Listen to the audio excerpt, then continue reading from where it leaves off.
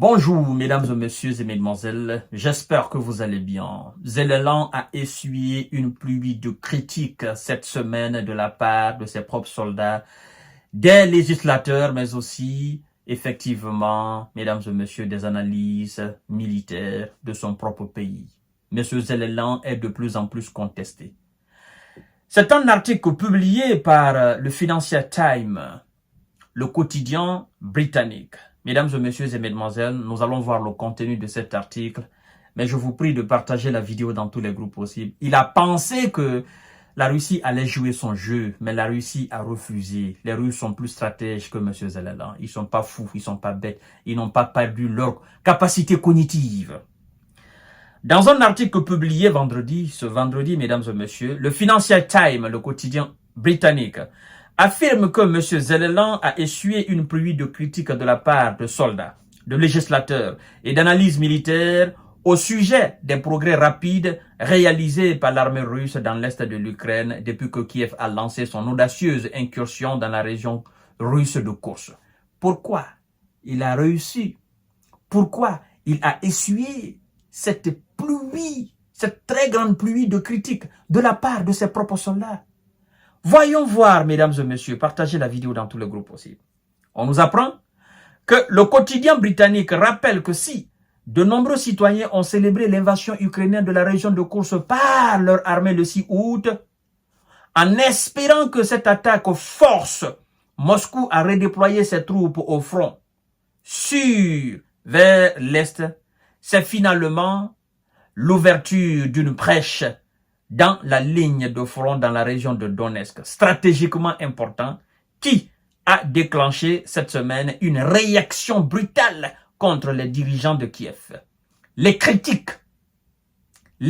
mesdames et messieurs, affirment que les positions de l'Ukraine ont été affaiblies par le redéploiement de militaires soldats ukrainiens aguerris dans le cadre de l'opposition de Kursk.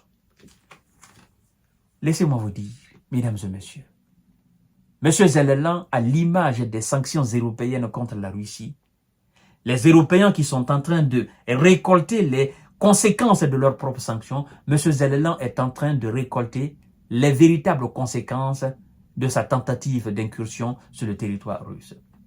En fait, la Russie est comme un œuf. On te cogne avec l'œuf, tu prendras. Tu cognes l'œuf, tu prendras. De toutes les façons, tu seras sale. Et donc, la Russie est une partie intégrante de ce monde-là. Vous tentez de sanctionner, vous tentez d'atteindre cette Russie-là, vous allez récolter les conséquences de votre tentative. C'est ce qui se passe. Au lieu que les Russes se mettent à pleurer, ce sont les Ukrainiens qui sont en train de se lamenter. Ce sont eux qui sont en train de critiquer fermement leur chef d'État. Pour le dire, ça a été un calcul militaire, mais foireux. Ça a été un calcul militaire qui est en train, c'est-à-dire de nous faire très mal dans notre propre pays, mesdames et messieurs. Partagez la vidéo dans tous les groupes possibles.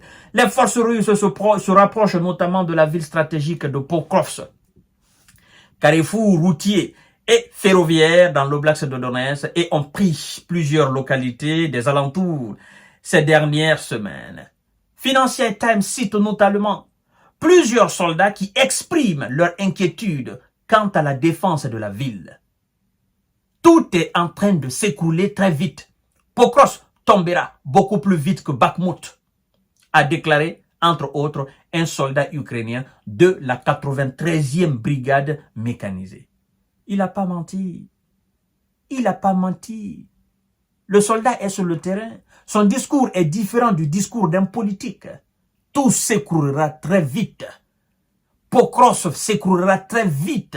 Pokrovsk tombera plus vite que prévu. Ça a été un calcul fauché. Le calcul de M. Zelensky d'envahir la Russie avec les soldats aguerris de l'Ukraine qui devraient dans les conditions normales arrêter la défense russe. Mais eux, ils ne peuvent plus sortir de la Russie. Leur sort est scellé. Selon le média, parlant du Financial Times, les troupes ukrainiennes se sont également retirées cette semaine de Novorodivka, à 8 km au sud-est de Pokrovsk. Pourquoi ils se sont retirés? Écoutez, le Center for Defense Strategy un groupe de réflexion sur la sécurité basé à Kiev, a déclaré que ce retrait indiquait une pénurie de ressources défensives, malgré l'importance de Pokros en tant que centre logistique, rapporte Financial Times. Ils ont peur, ils n'ont plus rien, ils sont quittés. Là où ils sont quittés, là, c'est tombé dans les mains des Russes. C'est ce qu'on veut nous faire croire. Mais nous savons qu'ils ont été chassés. Ils ont fui, ils ont pris la tangente. C'est pourquoi la Russie est entrée directement dans cette ville. Mesdames et messieurs, la vérité va sortir. Je vous ai dit, ça fait combien d'années je suis sur ce dossier-là? J'ai une certaine expérience maintenant, mesdames et messieurs. J'ai une certaine...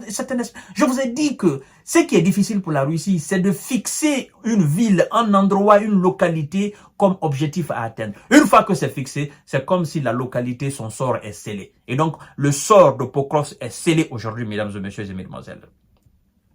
Il relève par ailleurs que, je vous ai parlé de cette députée Mariana Bezula, naturellement, qui avait demandé aux habitants de Pokros de quitter rapidement. Écoutez ce que Financial Times dit à ce sujet. Il relève par ailleurs que Mariana Bezula, députée et membre de la commission de la défense au Parlement, a partagé sur Facebook des photos prises lors d'une visite la semaine dernière sur la ligne de front près de Novorovdivka. Selon elle, ces photos montrent que le chemin vers Pokros est grand ouvert. Les tranchées devant Novorodivka étaient vides. Il n'y avait pratiquement plus d'armée ukrainienne dans cette ville, qui comptait autrefois 20 000 habitants, a-t-elle écrit dans ce message très critique. C'est alarmant, mesdames et messieurs. Il n'y a plus rien, il n'y a pas de défense. La voie est ouverte aux soldats russes. Les gars sont partis, ils ont fui. Ils n'ont plus rien. Mesdames et messieurs, on continue. Le quotidien britannique avance que la chute de Pokros pourrait ouvrir la voie à une poussée des forces russes vers Dnipro, la 4e ville d'Ukraine, ce qui leur permettrait d'étendre leur contrôle. Vous savez, mardi, M. Zelensky a reconnu une situation extrêmement difficile. Moi-même, j'ai fait une émission là-dessus, dans la localité de Pokros et dans la ville elle-même. Il a dit, je cite, « Les efforts principaux de la Russie et les plus grandes forces sont concentrés à cet endroit », a-t-il ajouté. Il a toutefois estimé que l'incursion ukrainienne dans l'oblast de Russe de Kursk empêchait Moscou de mettre plus de pression dans l'est de l'Ukraine, ce qui est faux. Lui, il veut mentir aux gens, mais la réalité de ces soldats est devant tout le monde entier. Mesdames et messieurs, c'est un article de Financial Times publié.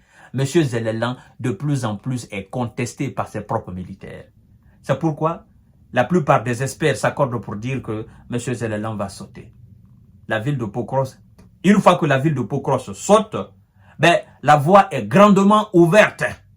Il y aura un boulevard vers la 4e ville de l'Ukraine, qui est Dnipro.